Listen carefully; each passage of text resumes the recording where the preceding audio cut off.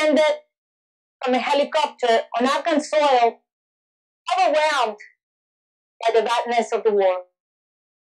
I landed on the soccer field after days of travels on evening caravans, pinpointing the geography of the Middle East. Surrounded by tall walls covered in colorful images of Afghan people, I stood with a heavy load of combat gear and the arrogance of those who have lived within the limits of their comfort zone. Walls seemed so tall, roads seemed so long to me, and everything looked so confusing in this labyrinth of metallic panels that will impersonate my home for 1 year. There was no excess, only the necessary food, shelter, a small room with a bed and space to put my uniforms, and a long commute to the shared bathrooms. My heart and my mind racing as I was standing in that soccer field, questioning myself, how am I going to fight an enemy who wears not uniform, yet I'm wearing one? An enemy with a face of a kid, of a mother, a father, a doctor, a soldier. But this trust limited me to a black and white war where I was on the side of right and everything else was just doubtful.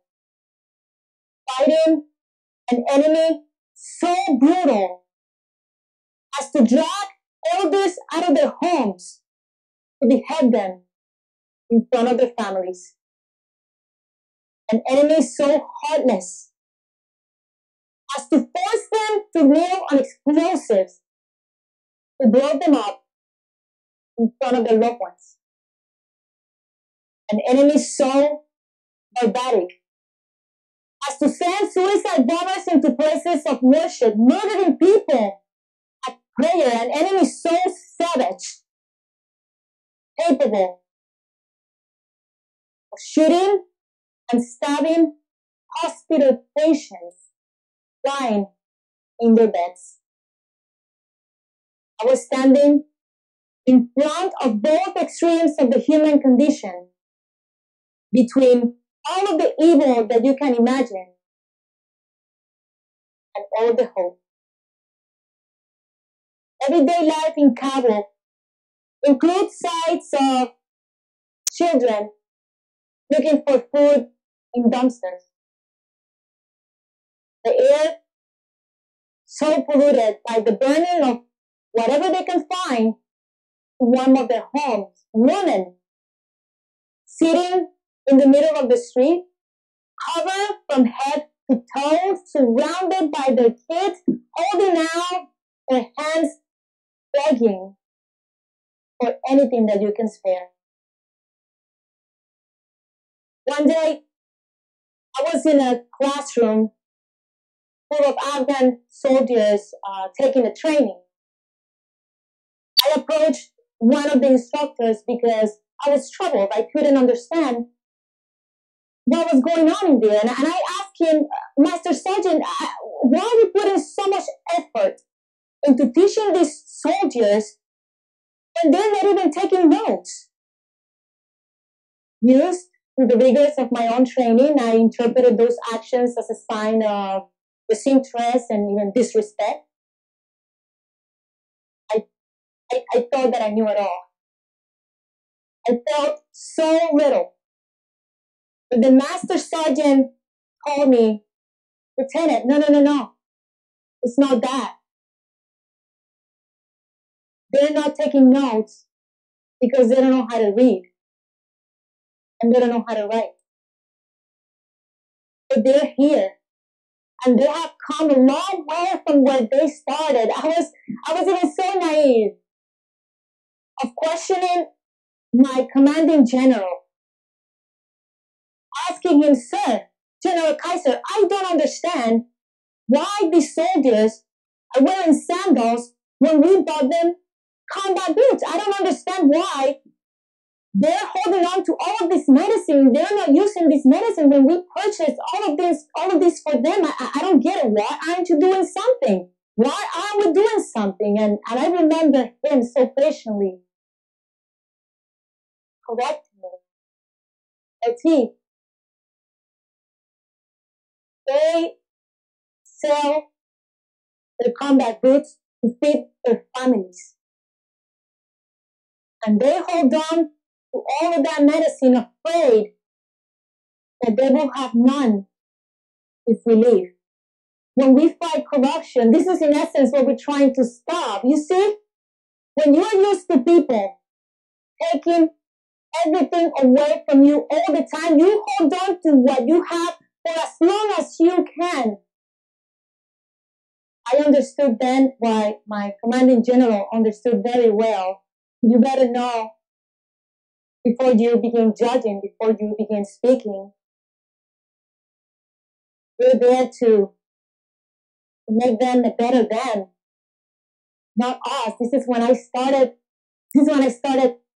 sensing instead of seeing.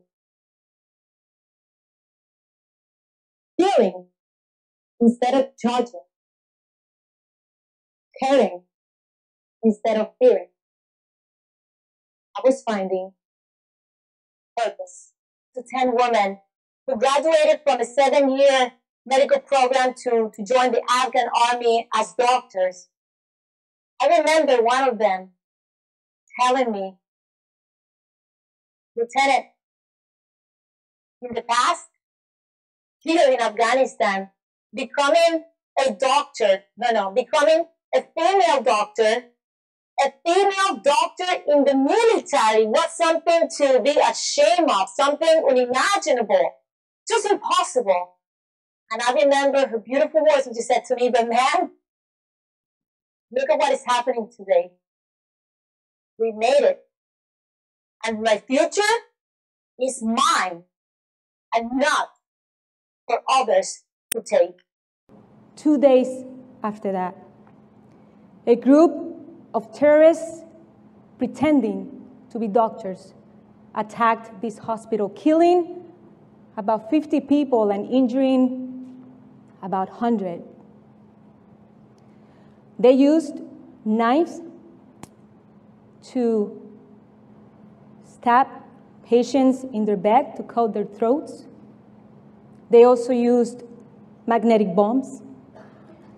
During the dire moments of the attack, everyone in the hospital reacted, barricading themselves, blocking doors. Medical staff tried to keep the attackers busy for others to be able to attend to the wounded and begin evacuating patients. The medical staff, including the people that I interviewed just 2 days before, worked tirelessly, and patients were returning for care to that hospital within 72 hours of that attack. It was impressive. I spent about 2 weeks in that hospital seeing how it was being rebuilt. And I remember the photographer recounting, LT, look at us. They call us brave and courageous. But yeah, look at us with our helmets, our IOTVs full of munitions, our M9s, our M4s, and look at them.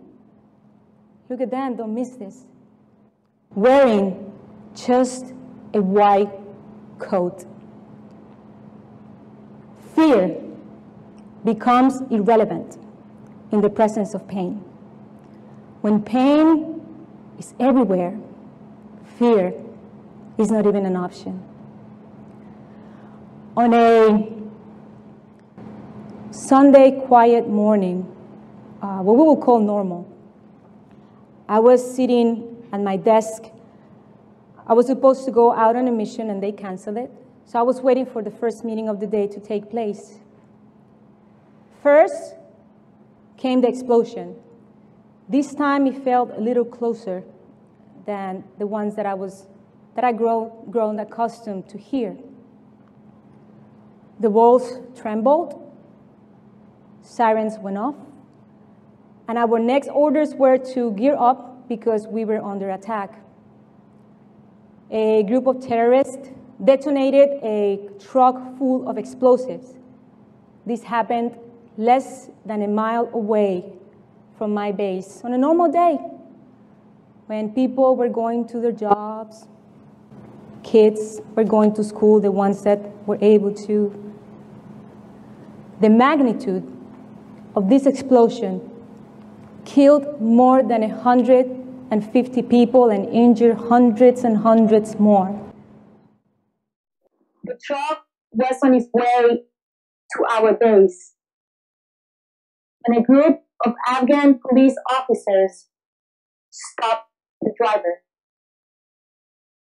The interaction between the driver and the police officer lasted just 11 seconds. I am here today because of their courage, but they're not. One of them had been selected for promotion by his superiors. He was described by his commanding officer as a police officer with a bright future, passionate about his job, committed to the mission, to the country. He called his wife a couple of minutes before the explosion to tell her to start moving the furniture away from the walls because he got paid on that day and he was going to paint their humble home.